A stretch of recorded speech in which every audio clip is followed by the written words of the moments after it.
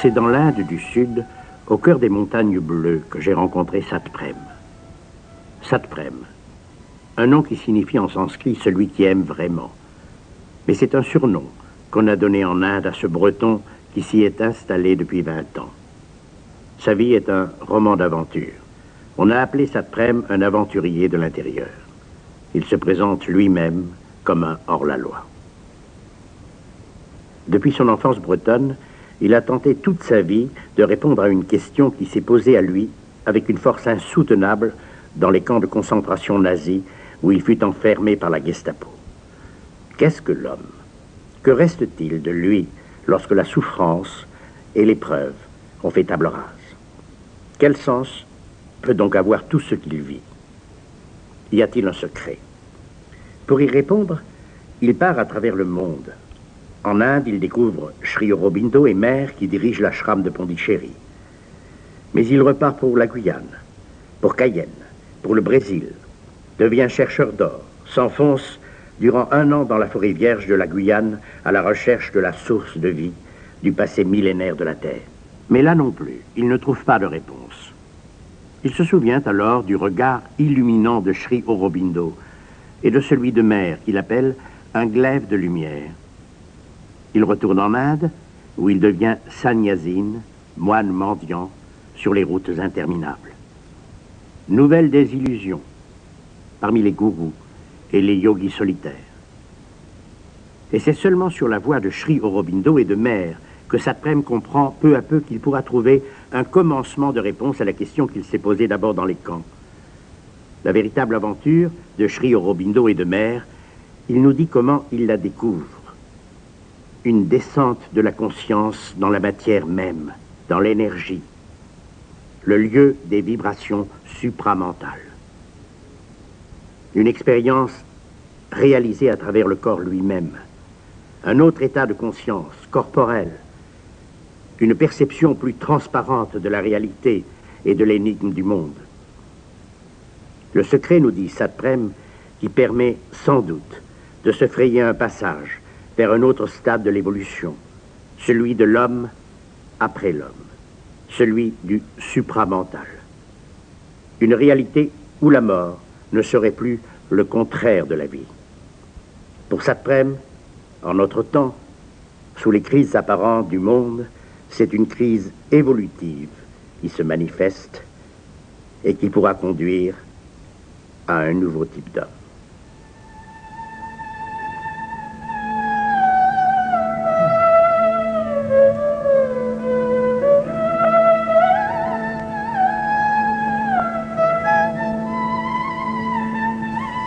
Et alors, comme toujours, il y a cette grâce qui est là. Quand vous avez fini une expérience et que vraiment il y a l'appel pour aller plus loin, elle est entrée en contact avec un philosophe qui devait aller faire une propagande électorale en Inde pour être élu au Parlement.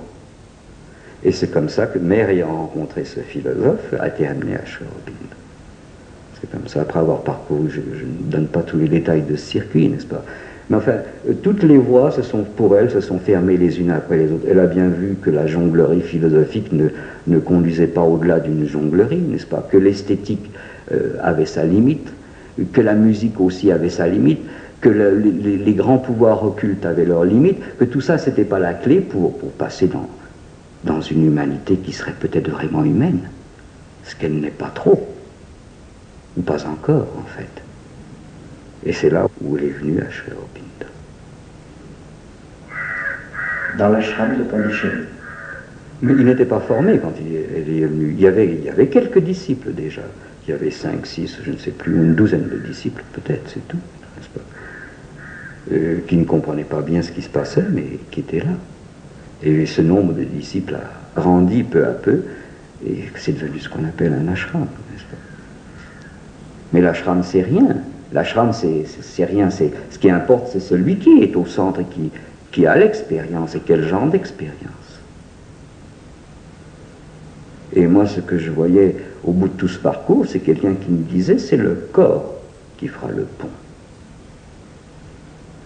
C'est pas les pouvoirs occultes, c'est pas les pouvoirs yogiques, c'est pas toute la philosophie, c'est pas toutes les connaissances des Upanishads, c'est pas tout ça, c'est ni le meilleur ni le pire. C'est pas les Upanishads, c'est même pas la baguette, c'est aucun texte, c'est rien de tout ça. C'est autre chose, c'est le corps. Le corps, ça n'a pas de philosophie, n'est-ce pas? Ça dort bien, ça dort mal, ça a faim, ça a froid, c'est ça le corps. Alors elle disait le secret, là. Et c'est pour ça, moi, que je suis revenu là, pour voir quel était ce secret dans le corps. Mais elle explorait, elle n'avait rien à enseigner du tout. Elle a fait cette corvée pendant un certain temps, de dire aux disciples, vous savez, c'est pas comme ceci, c'est pas comme cela, c'est comme ça, il faut ceci, il faut cela. Mais une fois cette corvée terminée, Mère, c'était l'exploratrice de l'espèce nouvelle, n'est-ce pas? Alors elle ne savait pas, elle ne connaissait pas le chemin, Mère. Et ce qu'il y a de vraiment prodigieux, et c'est ça qui a saisi ma vie, n'est-ce pas? Par je ne sais quelle grâce, elle a voulu que je sois le témoin ou le confident de son exploration. C'est-à-dire toutes ces angoisses, ces questions, les apparences d'échec, tout. Elle a commencé à me parler comme ça, comme on parle à un enfant, à raconter. Toutes les questions qui pouvaient me venir à la tête, je lui posais, elle répondait à toutes mes questions. Mais lentement, lentement, elle m'amenait à sa propre exploration. Comme si, moi, petit homme, n'est-ce pas, elle voulait me faire participer au cheminement de ce qui arrivera après ce petit homme. Comment on fait pour aller après l'homme? Ce chemin, elle ne le connaissait pas. Elle a commencé ce yoga dans le corps à 80 ans. Et elle l'a commencé d'abord, peut-être, par beaucoup d'amour, parce que celui qu'elle aimait, Sri Aurobindo, était parti. Il était mort, comme on dit. Alors la mort, c'est l'ennemi. La mort, c'est celui qui avalait, finalement toujours, semble-t-il, l'amour, qui triomphait toujours. Et c'était un peu comme si elle voulait arracher Sri Aurobindo à la mort, si je puis dire, ou arracher ce masque de mort pour savoir qu'est-ce qu'il y a derrière. C'est un peu comme Orphée et Eurydice, n'est-ce pas? Qu'est-ce qu'il y a derrière? Pourquoi la mort? Alors elle m'a entraîné dans cette exploration. Sous un prétexte ou un autre, au début, elle m'appelait, et puis il y avait cette grande chaise où elle était assise, et je me mettais sur le tapis par terre, et puis je l'écoutais vraiment. Elle connaissait tant de choses, c'était une merveille de l'écouter. Mais surtout, peu à peu, c'était son expérience qu'elle racontait.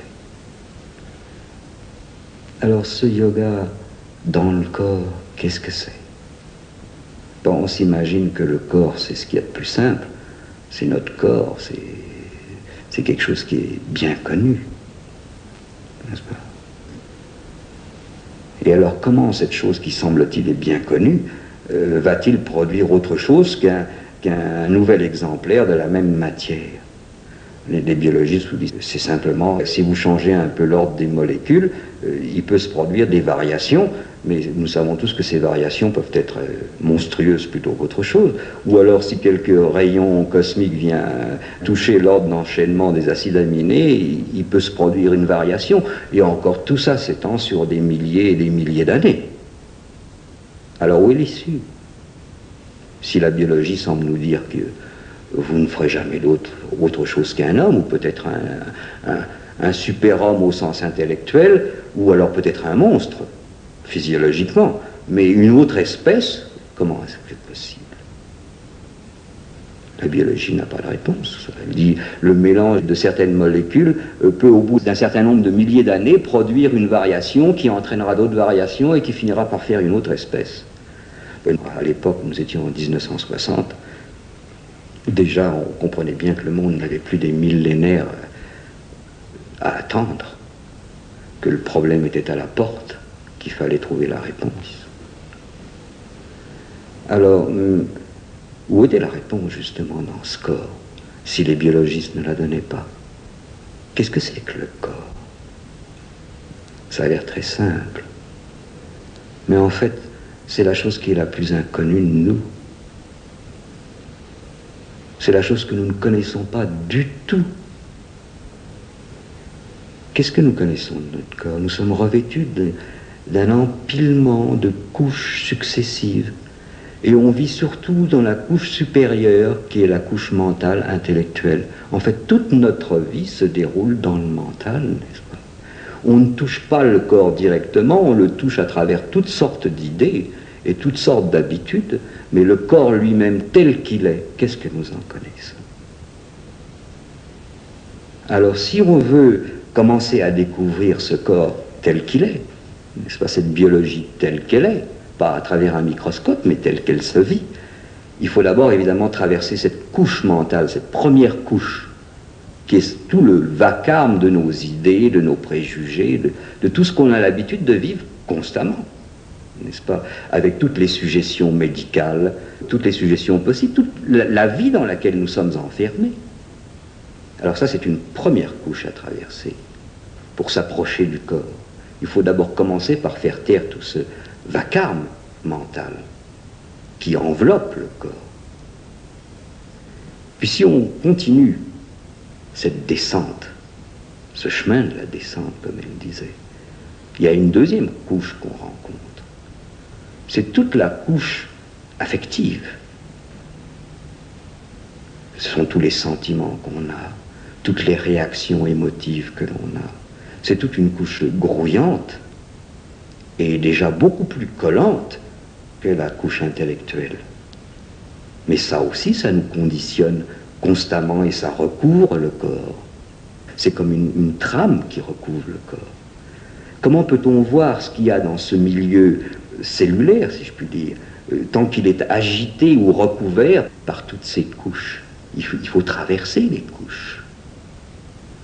Alors il y a donc cette deuxième trame ou cette deuxième couche affective, émotive qu'il faut traverser pour encore s'approcher du corps.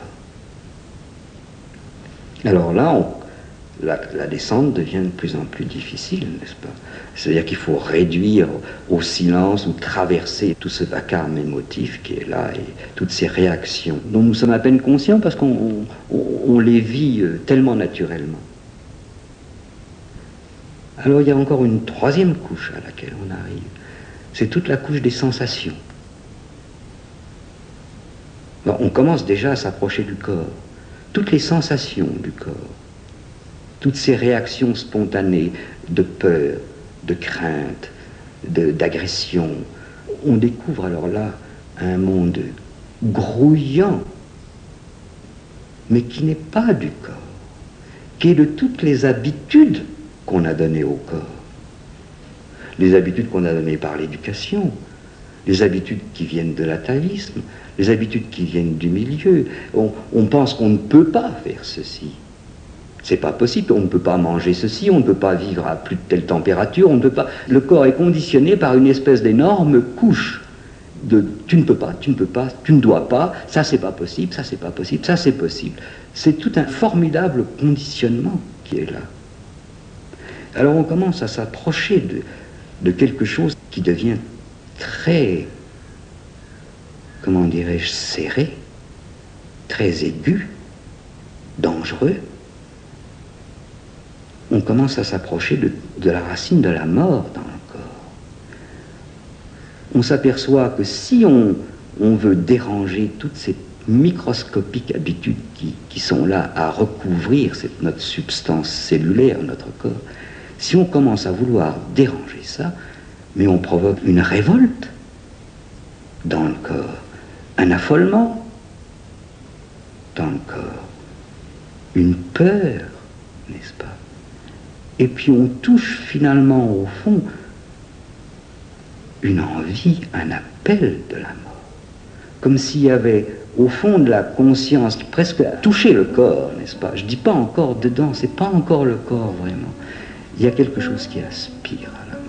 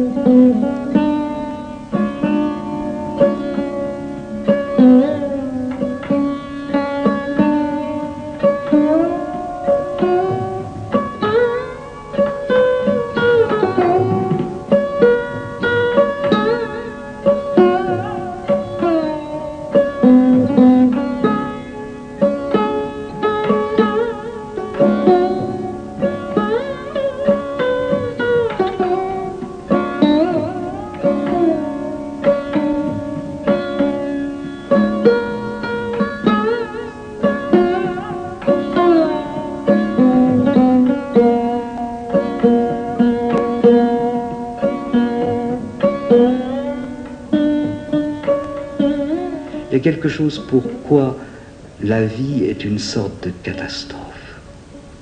Parce qu'il faut constamment lutter, se tendre, prendre, rejeter. La vie est une sorte de menace constante.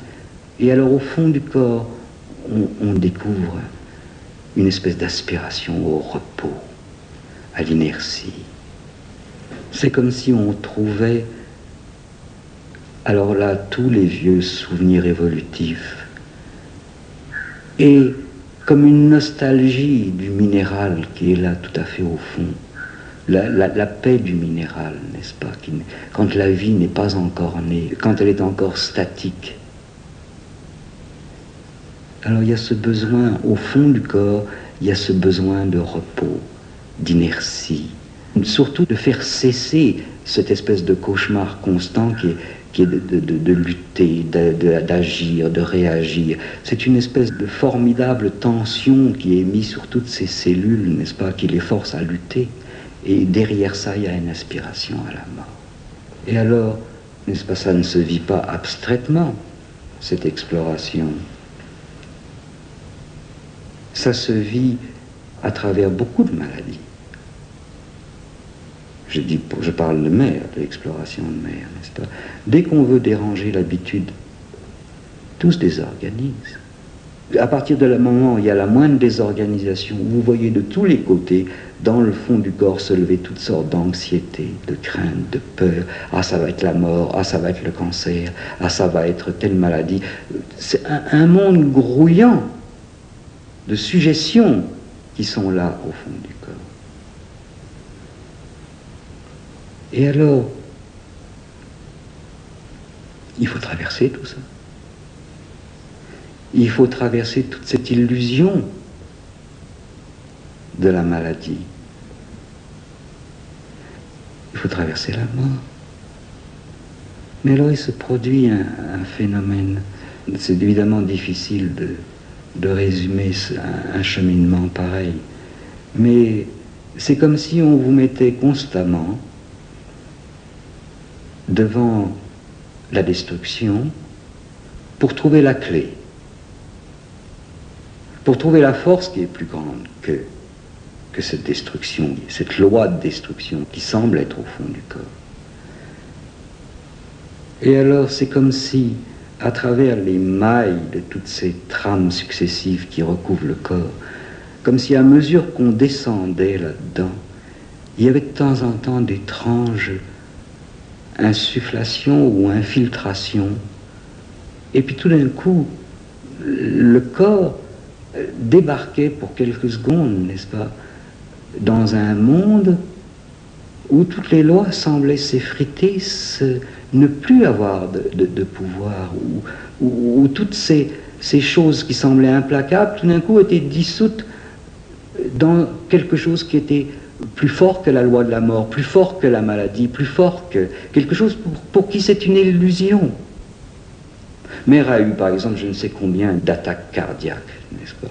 Bon, ben, normalement, on en meurt. Et alors, dans cette minute où elle est à la porte de la mort, n'est-ce pas, il y a quelque chose d'autre qui s'infiltre, comme quelques secondes de lumière ou de pouvoir, qui tout d'un coup souffle sur cet accident apparent, et puis il n'y a plus de maladie. Il n'y a plus de crise cardiaque, ça n'existe plus. Alors il faut que l'expérience se reproduise 1 fois, 2 fois, 100 fois pour que les cellules du corps commencent à prendre l'habitude d'une autre loi où toutes ces vieilles suggestions commencent à se dissoudre. C'est lentement que le corps apprend une autre possibilité. Mais ce qui est extraordinaire, c'est que quand on a le courage, n'est-ce pas, de faire cette traversée à travers toutes les couches, c'est que tout d'un coup, on s'aperçoit que toutes ces formidables lois, n'est-ce pas, qui nous emprisonnent, que la médecine a définies, que les mathématiques ont définies, que la physique a définies, c'est une formidable illusion. Que ça n'existe pas, qu'à une certaine profondeur ou pureté, si je puis dire, cellulaire, quand on arrive à l'origine de la vie cellulaire, sans tous ces recouvrements ou ces revêtements, à l'origine il y a quelque chose qui est en dehors de la mort, en dehors de l'accident, en dehors de la maladie. Si vous voulez, la soi-disant liberté qu'on trouve au sommet de la conscience, on la retrouve dans le corps. Mais on la retrouve par petits souffles, n'est-ce pas, par un millier de petites expériences, parce que le corps, c'est quelque chose de très lent pour apprendre sa propre liberté. Il ne croit pas à sa liberté, le corps. Il croit à toutes ses habitudes, il croit à toutes les maladies, il croit au catalogue de toute la médecine. N'est-ce pas, si tu fais ça, il arrive telle chose. Le monde dans lequel nous vivons est un monde de lois, de cause à effet, constamment. Si tu fais ceci, il arrivera cela. On ne peut pas comprendre à quel point nous sommes prisonniers physiologiquement. On comprend qu'on est prisonnier d'une idée, prisonnier d'un sentiment, prisonnier d'une sensation, mais ce qu'on ne sait pas, c'est qu'on est en fait, on est physiologiquement prisonnier. Et qu'il y a une liberté. Quand on arrive à traverser toutes ces couches de conditionnement successifs, on arrive à une liberté qui est là, au fond du corps. Tout d'un coup, on échappe à la loi, à la soi-disant loi, dans laquelle les biologistes nous enferment. Tout d'un coup, il y a quelque chose d'autre qui surgit. Vous avez écrit que l'homme est prisonnier dans une sorte de bocal, oui. Et que ce bocal, il lui faut le briser. Oui. Pouvez-vous nous reprendre cette image? On s'imagine que l'au-delà de l'homme ou bien se situe dans une disparition du corps, alors on passe dans l'esprit, n'est-ce pas, soi-disant. Ou bien alors on perfectionne l'instrument qui est là et on en fait un super poisson dans son bocal. Ah, peut-être avec quelques nageoires de plus ou je ne sais quel instrument extraordinaire de plus. Mais la vérité, c'est que nous sommes dans un bocal et que l'autre côté du bocal n'est pas la mort et que le passage de l'autre côté du bocal ne se fait pas en améliorant les instruments qui sont du bocal à l'intérieur. N'est-ce pas? Un jour, il s'est trouvé des poissons qui, à l'ère secondaire peut-être, qui sont trouvés dans des nappes d'eau de plus en plus desséchées et qui ont dû, par nécessité, apprendre un autre mode de respiration, passer de la respiration bronchiale à une respiration pulmonaire. Étant de plus en plus asphyxiés, ils ont dû trouver un autre mode respiratoire. Et des amphibiens sont nés, n'est-ce pas? Ils sont sortis de leur bocal, et de l'autre côté du bocal, c'était pas la mort, c'était un autre mode de respiration. La fin du poisson, c'est pas la mort, c'est une autre espèce qui est amphibienne, qui débarque dans un autre air. Eh bien, au fond de cette pseudo-physiologie que nous connaissons, qui n'est pas le vrai corps, qui est simplement une idée du corps, une habitude du corps, un bocal dans lequel nous sommes enfermés, Et au fond de ça, on brise justement la paroi de verre qui nous enferme. Et on passe dans une autre, comment dirais-je, c'est pas un autre monde, pas plus que l'amphibien est dans un autre monde, n'est-ce pas? On sort dans un autre air matériel, dans un autre mode respiratoire, dans la matière, une autre loi, n'est-ce pas? Ce qui préside à l'oiseau ou ce qui préside au poisson, ce sont quand même des lois très radicalement différentes, semble-t-il. Eh bien, quand nous avons brisé ce bocal, non pas au sommet de la conscience, illusoirement, mais au fond du corps, quand on traverse toutes ces couches de conditionnement, on émerge réellement, matériellement, physiologiquement, dans une autre possibilité d'être dans un corps.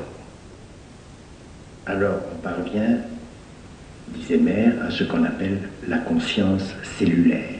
Oui, la conscience cellulaire qui est un pouvoir cellulaire, qui est une vision cellulaire. C'est un nouveau mode d'être dans la matière, où la mort n'a plus de pouvoir, où la maladie n'a plus de pouvoir, où l'accident n'a plus de pouvoir, où la vision est différente. C'est toute une nouvelle façon d'être qui naît et que Mère balbutiait, essayait de m'expliquer jour après jour. Pendant 19 ans, je suis resté à l'écouter, pendant 19 ans. Et c'était des expériences chaque fois vertigineuses pour elle, n'est-ce pas? Quand on passe tout d'un coup en dehors du bocal ou en dehors des mailles de la trame, c'est très surprenant. C'est très angoissant pour la vieille physiologie ou pour la vieille façon de comprendre les choses.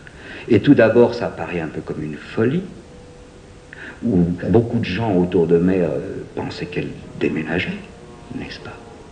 C'est très excentrique de sortir de la peau d'homme pour être dans un nouvel état d'être.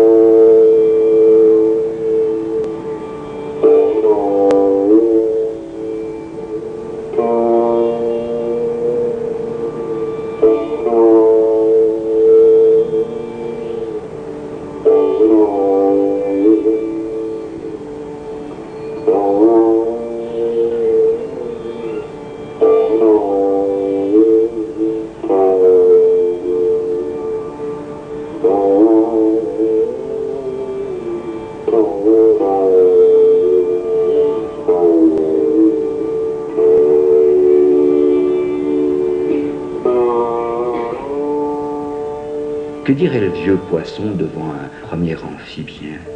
Ou que dirait le vieux reptile du secondaire devant le premier archéoptérix? Il dirait, mais c'est pas possible, il est fou, c'est une hallucination, c'est pas possible, c'est pas possible, c'est pas possible. Et notre monde matériel entier, y compris celui du monde des disciples autour de Mère, c'était un monde qui était là constamment à dire, c'est pas possible, c'est pas possible.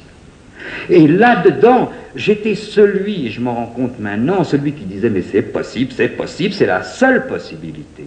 Et c'est parce qu'il y avait au fond de moi, c'est pas une foi, c'était une façon de respirer profonde, cette certitude, mais oui, c'est possible, c'est justement la seule possibilité. On en a assez des Upanishads et des Védas et des Bibles et de toutes les vieilles histoires humaines et des marxismes. Il faut trouver un autre mode de respiration.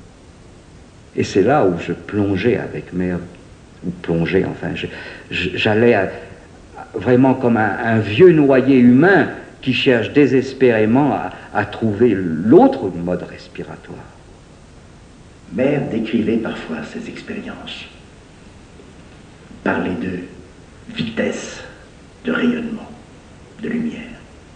Je voudrais qu'on puisse saisir d'une façon simple ce que peut être l'autre état.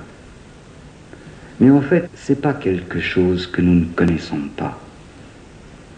C'est pas quelque chose d'étranger à l'homme. c'est pas vrai. Les enfants pourraient le sentir ou le vivre, et pas mal d'adultes l'ont, sans comprendre ce que c'était, l'ont connu, cet autre état. Il y a des moments dans une vie, des moments où on est tout d'un coup comme invincible. Plus rien ne peut vous toucher. On va sur le champ de bataille, on sent qu'on passe à travers les balles. On se trouve dans une tempête en mer, on rit. Et on sait que ces formidables vagues qui déferlent, on passera. Et des assassins viennent pour vous tuer, et quelque chose reste si parfaitement immobile, comme si tout ça était une comédie, ne pouvait pas vous toucher. Et les assassins ne peuvent pas vous toucher. Beaucoup d'êtres, sous une forme ou une autre, ont eu cette expérience. Tout d'un coup, on échappe à la loi, on échappe à ce qui semble inévitable, on passe à travers. Et tous ceux qui ont eu cette expérience disent que c'est comme une espèce de, pas allégresse, ce n'est pas le mot, mais quelque chose vraiment qui gonfle les poumons. Et puis tout d'un coup, on est comme plein d'une énergie invincible. Quelque chose qui est très simple, très joyeux, très simple surtout, qui a une espèce de candeur enfantine et qui fait que non, c'est pas possible, ça peut pas venir, cet accident ne peut pas arriver.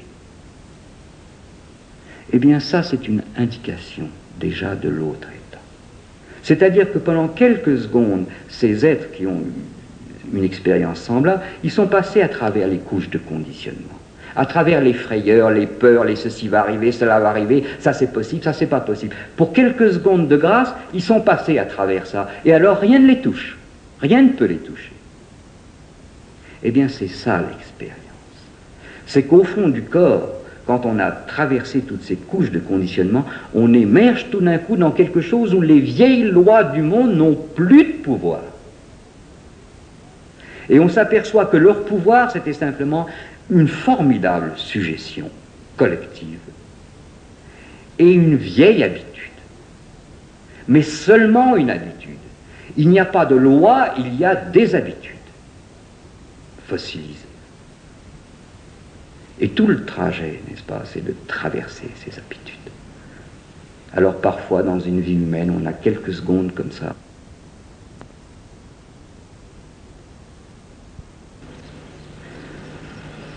Trouver le mur, savoir qu'il y a un mur, c'est pouvoir le traverser. N'est-ce pas? La médecine, la biologie, tout ça, ils ont codifié les obstacles. Ils en ont fait des lois. Alors que ce sont seulement des moyens. Ce sont des leviers.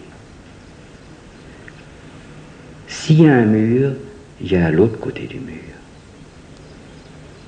S'il y a une impossibilité, il y a une possibilité. C'est pas possible autrement. Et la grande difficulté, c'est de ne pas savoir où est le mur. Alors, tous ces obstacles, ces maladies qui ont l'air de suivre un cours implacable, la mort, la gravitation, toutes nos lois soigneusement codifiées, qui sont des obstacles, c'est-à-dire dont on a fait les limites imprescriptibles de notre bocal, n'est-ce pas, sont en fait des moyens. Si on pèse contre l'obstacle, il faut peser contre l'obstacle, si on pèse contre l'obstacle, au lieu de le considérer comme naturel. Si la vie cesse d'être naturelle comme nous la connaissons, si on reconnaît partout l'obstacle, on peut le traverser.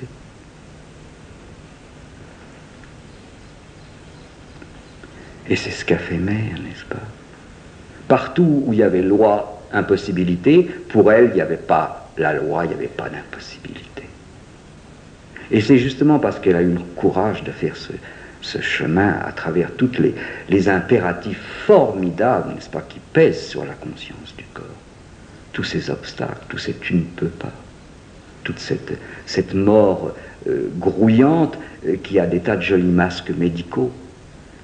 C'est parce qu'elle a eu le courage de traverser tout ça, de peser sur tous ces obstacles, qu'elle a fini par traverser et s'apercevoir que ces soi-disant lois, n'est-ce pas, c'était simplement notre cartographie d'un certain nombre d'obstacles, mais que c'était de l'autre côté, il y avait une autre possibilité d'être. Et on retrouve alors dans le fond du corps quelque chose qui est très semblable, étonnamment semblable à ce que l'on découvre au sommet de la conscience, dans les grandes étendues, à la pointe de l'être, mais on le redécouvre ça physiologiquement, cellulairement. Le corps, n'est-ce pas, c'est de la matière. Qu'est-ce que c'est que la matière? On s'imagine que c'est enfermé dans un corps, mais c'est pas vrai. Les savants le savent, la matière c'est une continuité totale. Il n'y a nulle part de séparation.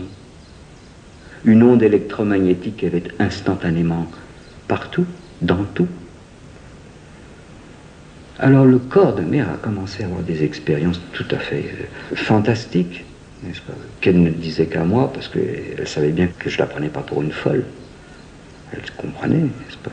Elle pouvait me parler, alors qu'elle ne pouvait rien dire aux autres.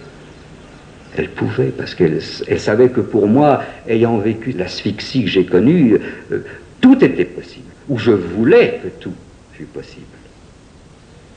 Alors, dans ce fond de la conscience cellulaire pure, n'est-ce pas, dégagée de ses revêtements, on commence à découvrir des choses tout à fait fantastiques, matériellement fantastiques, et qui rejoignent d'ailleurs toutes les données de la science, parce que on s'aperçoit que la conscience du corps, ben, elle n'est pas une seconde enfermée dans un corps, elle est partout instantanément. C'est nous qui nous sommes enfermés dans une physiologie illusoire. Si on touche cette conscience cellulaire au fond du corps, c'est plus un corps, c'est tout le monde qui est là, instantanément. Alors Mère avait des expériences fantastiques, n'est-ce pas? Il y a des choses qui se passaient à New York, qui se passaient à Paris, qui se passaient à Delhi, qui se passaient partout, et elle était là. Elle était là physiquement. La conscience de son corps, c'était pas une vision de médium qu'on peut avoir là-haut avec un troisième œil soi-disant, n'est-ce pas? C'est le corps qui communiquait instantanément partout. Il y a une conscience cellulaire qui n'est pas enfermée. La matière même telle que les physiciens la voient, n'est pas enfermée. Elle est en mouvement et elle est en parfaite continuité avec tout. Alors ce corps, tout d'un coup, il n'y a plus de barrière. Il sait partout, il est partout, il vit partout. C'est une espèce de conscience ubiquitaire.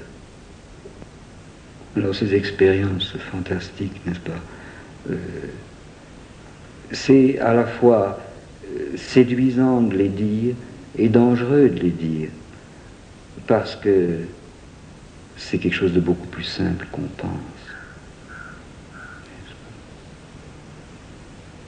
Le prochain être, c'est pas un histrion.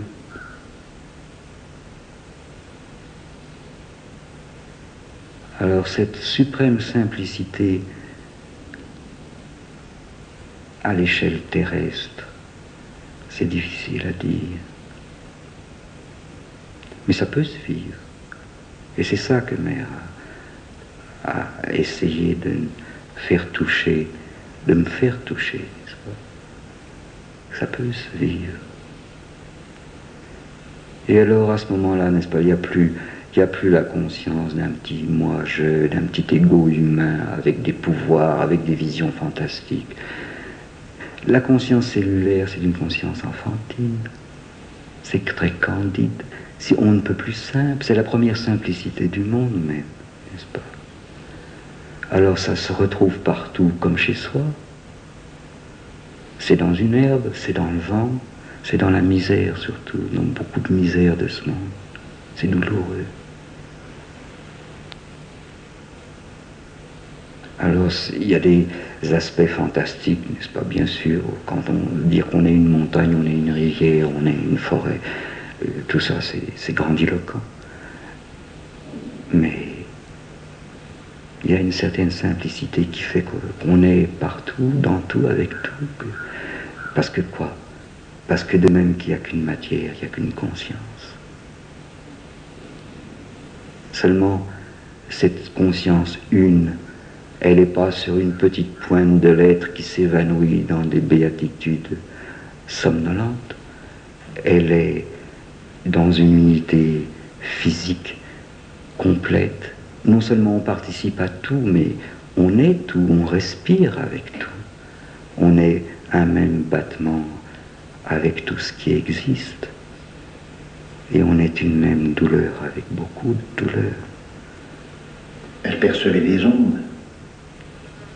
Oui, il y avait ça. Elle ne les percevait pas, n'est-ce pas? Ça a l'air très absurde à dire. Elle était comme des ondes foudroyantes partout, instantanées, qui étaient à la fois comme absolument immobiles tellement c'était rapide. C'est une autre physique dans laquelle on entre, n'est-ce pas? Et le premier changement de cette autre physique dans laquelle on entre, c'est que le sens même du temps change. On vit à une vitesse qui n'est pas la vitesse que nous connaissons.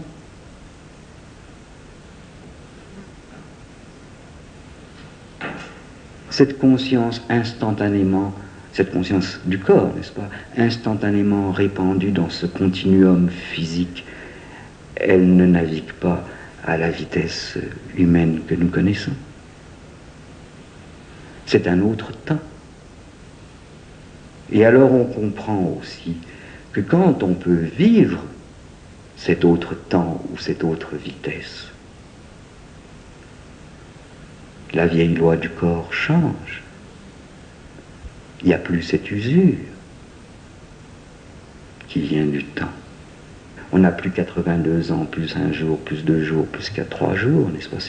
C'est une autre physiologie qui commence à se former, un nouveau mode d'être qui commence à se former.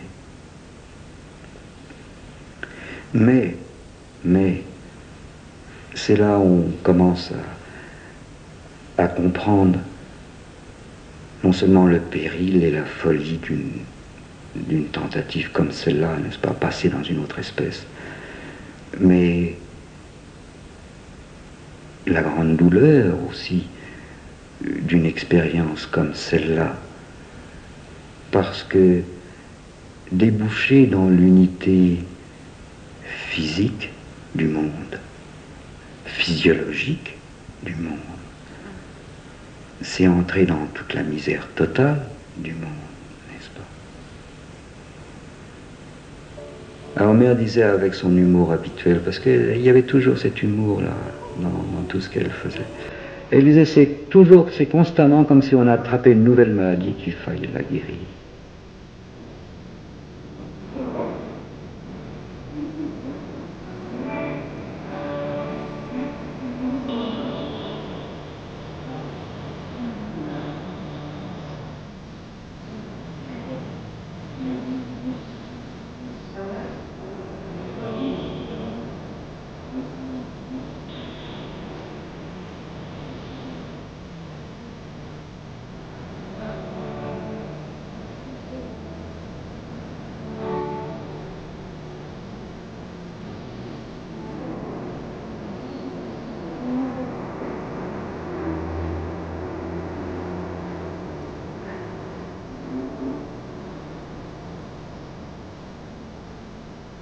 Elle attrapait des milliers de maladies. On a l'impression que de seconde en seconde, elle était mise devant la mort, n'est-ce pas? La mort qui n'était pas seulement la sienne, mais la mort d'un disciple, la mort de cette personne, la douleur de cette personne, et qu'à chaque seconde, il fallait qu'elle amène ce nouvel oxygène, si je puis dire, ou cette nouvelle loi pour surmonter cette maladie éclair, ou cette petite mort éclair qui tout d'un coup venait la saisir, et elle s'arrêtait, on la voyait devenir blanche, et puis quelque chose d'autre, de l'autre loi, venait s'infiltrer et venait contrecarrer, venait surmonter l'obstacle de cette douleur. Alors c'est très difficile à dire, mais c'est comme si mère travaillait dans tout le corps de la terre, n'est-ce pas? C'était plus un corps enfermé dans une peau. On peut comprendre peut-être à la dimension mentale de l'expérience, quand on est sorti des primates, qu'on a commencé à penser un peu, à communiquer un peu.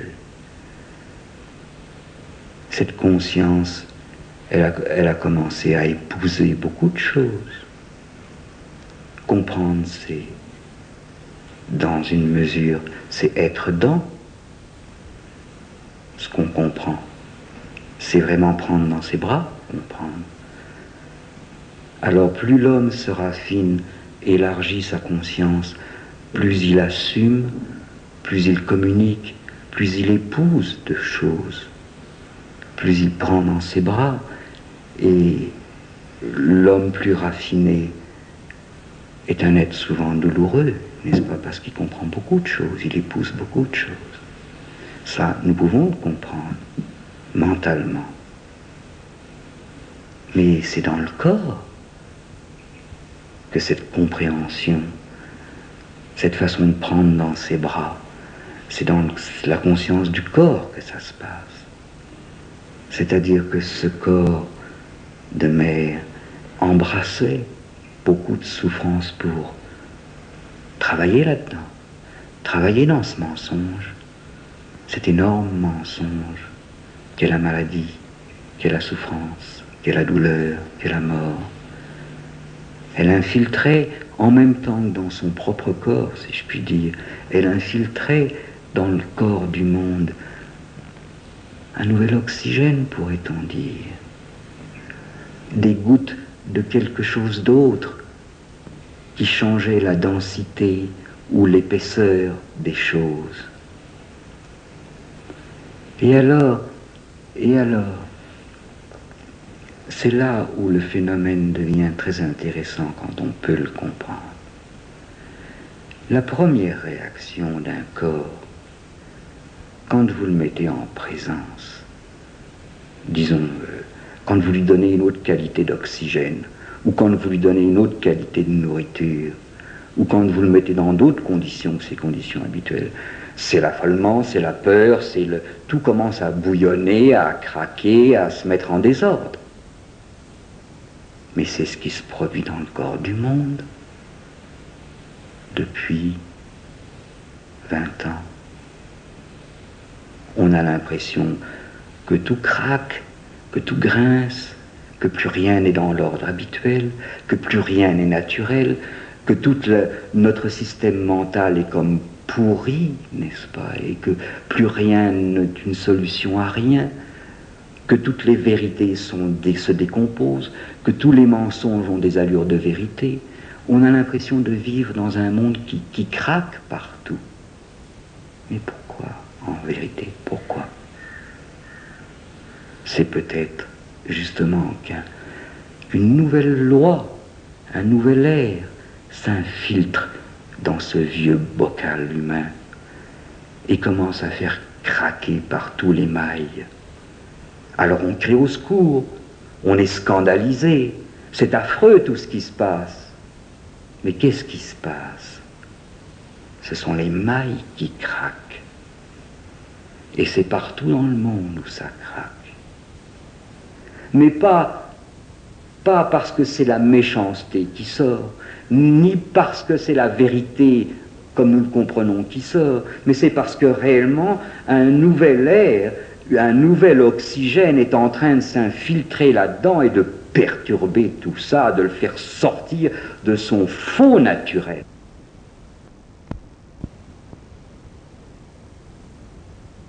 Son faux bien, comme de son faux mal.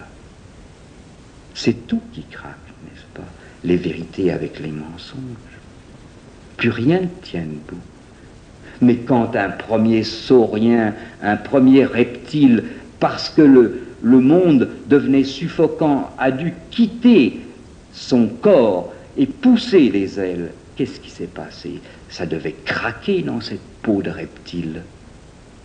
Ça devait être affreusement douloureux dans cette peau de saurien, quand il y avait des ailes qui devaient pousser. Ou même pour ce poisson, quand il fallait qu'il passe d'une respiration branchiale à un autre mode de respiration. C'est suffocant de passer dans un autre... C'est suffocant. C'est tout qui se décompose, qui se déchire. C'est le corps entier de la Terre qui se déchire. C'est ça l'expérience qui est en train de se faire. Alors si on s'imagine que nous allons vers de nouvelles unités, des fraternités mondiales, et qu'on va faire le salut des pauvres, et qu'on va faire une meilleure société, on se gourre, n'est-ce pas? On ne va pas faire de meilleurs poissons. On est en train de faire une autre espèce.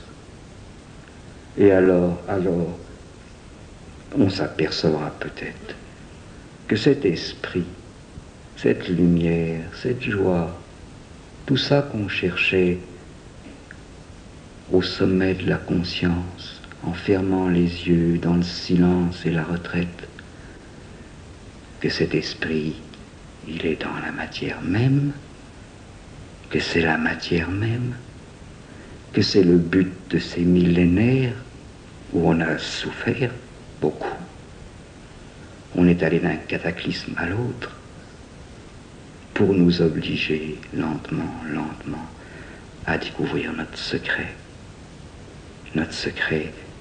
dans la matière, mais pas celle des biologistes, pas celle des physiciens, pas celle du vieux code, n'est-ce pas, des vieux dogmes. Nos dogmes physiques sont aussi pourris que nos dogmes religieux. C'est dans autre chose qu'il faut émerger. Et c'est dans autre chose que nous sommes en train d'émerger à travers tout ce chaos.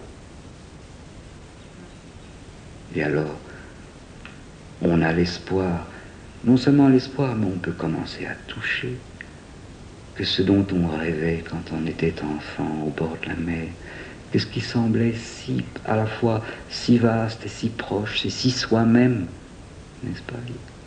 Quand je regardais la mer, c'était pas autre chose. Cette petite vague, c'était pas autre chose. Je coulais, je coulais, je perlais avec cette petite vague, cette odeur de goémon. J'étais cette odeur. C'est pas autre, c'est pas autre. Au bout de toute cette douleur, n'est-ce pas, on peut retrouver dans le corps ce qu'on connaissait dans son enfance, ce qu'on connaissait dans les sommets de méditation. Alors c'est la matière même qui prend son sens. Le but de l'évolution, c'est pas d'en sortir. Le but de la matière, c'est pas de l'abandonner, c'est de trouver son vrai secret. Son vrai secret, il n'est pas électronique, n'est-ce pas? Il est d'une joie dans la matière, d'une conscience dans la matière, d'un pouvoir dans la matière, qui fait que on pourra vivre autrement, une vie vraiment divine sur la terre. Mais il faut en prendre le moyen, il faut comprendre le chemin, il faut comprendre que tout le chaos que nous vivons en ce moment, c'est pas une faillite de la civilisation, c'est pas une faillite de la morale, c'est pas une faillite de la religion, c'est rien de tout ça, c'est la faillite du vieux poisson pour passer à sa plénitude prochaine. Alors tout a un sens, n'est-ce pas? Mais ceux qui ressentent un malaise, mais qui vivent à Paris, à Londres, à Buenos Aires, partout, comment peuvent-ils emprunter ce chemin? Ce chemin, on ne l'emprunte pas, on le vit, n'est-ce pas, à chaque minute. On le vit partout, à Londres, à Paris, et on le vit, je crois, encore beaucoup plus intensément quand on est dans cette affreuse chose. La suffocation est le moyen même Nous sommes mis dans, comme les vieux reptiles, nous sommes mis dans des conditions de plus en plus suffocantes pour que l'homme ouvre la bouche et appelle et crie. Il n'y a pas de possibilité de passer ailleurs s'il n'y a pas un besoin de l'ailleurs. Ça, c'est évident, n'est-ce pas? Vous pensez que le monde des temps modernes est en train de montrer, de dévoiler ses limites? Elles sont en train de se fracasser partout, ces limites. Les limites de l'horreur et les limites du bien. Toutes les limites sont en train d'être brisées et cassées. C'est un monde qui a l'air tout à fait fou pour un observateur impartial. Il a l'air fou aussi bien dans son bien que dans son mal. On voit bien que c'est quelque chose d'autre qui essaie de craquer, qui essaie de s'infiltrer là-dedans.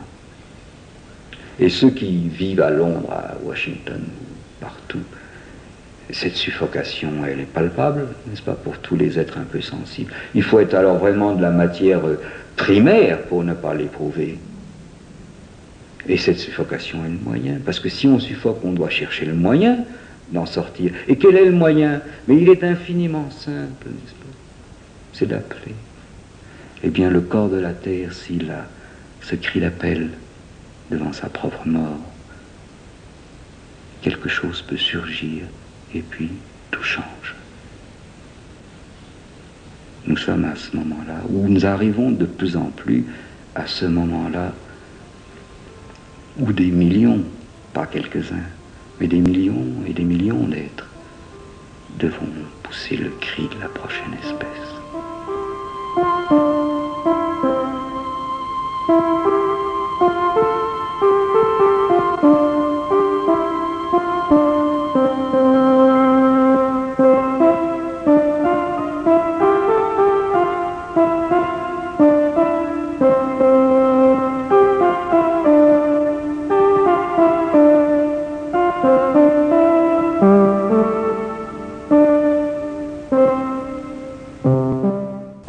Sept jours en Inde avec Satprem. Une émission de Frédéric de Tovarniky. Prise de son Radio Bombay. Assistante Nicole Valeron. Réalisation Christiane Mallarmé. L'ensemble des entretiens de Satprem avec Frédéric de Tovarniky paraît aux éditions Robert Laffont sous le titre « 7 jours en Inde avec Satprem ».